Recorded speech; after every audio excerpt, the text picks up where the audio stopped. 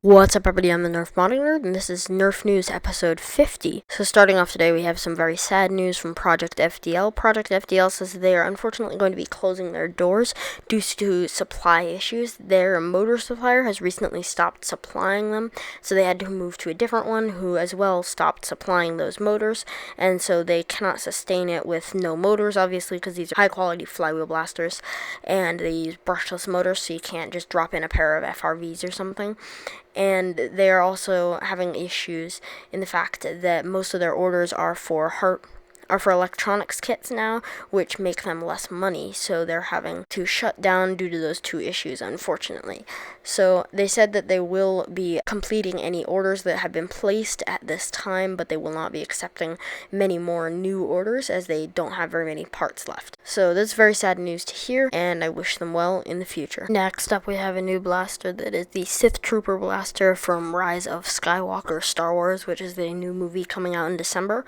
This was released yesterday at the time of this recording, and the price is $40 United States dollars. It seems to be a single shot breech loaded blaster that comes with 5 darts, and it is going to have glow tech like usual for the Star Wars blasters, probably sound effects as well, but I'm not sure.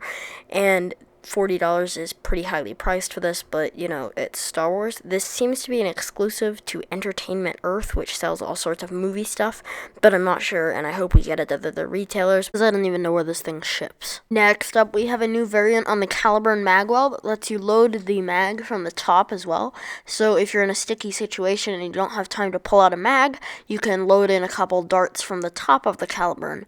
This does make it a little bit less safe, because presumably you could accidentally shut your finger in there somehow, and that's not good, obviously. So you just have to be careful about it, but I don't see this being a big problem, and this does help if you're in a sticky situation. So these files are now available on Thingiverse, and they are in the description box below under the Facebook post announcing this. Next up, we have a new knockoff variant of the Nerf rival Nemesis by Best Choice Products, and this is a 20-round hopper full auto blaster that's basically a mini Nemesis. It is flywheel and everything with an on-off switch, I believe, instead of a rev trigger, because there's no obvious rev trigger on here. And this is retailing for $40 United States dollars on Amazon. And given the fact that this is a knockoff blaster from a company that I've never heard of before for such an insane price, I don't think this is going to be worth it at all, but I may well be surprised.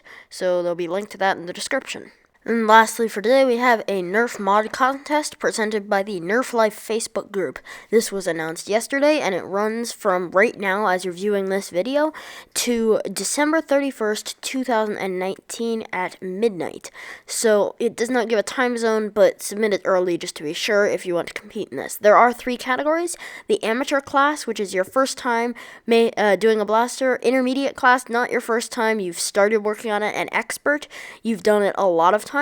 And there will be prizes, though they have not been announced yet. I'm really excited about this, and I'm hoping to compete in this, but I just got to finish up a couple of my builds that have literally been sitting in my pile to work on, half done for the last, 6 months or so. Like, I have a whole bunch of those too. So I guess I'm going to work on finishing those up for the contest by the end of the year. So that is going to be it for Nerf News episode 50. If you enjoyed, please like, share, and subscribe for weekly Nerf news, mods, reviews, and more. I'm the Nerf Modding Nerd, and I'll see you next time.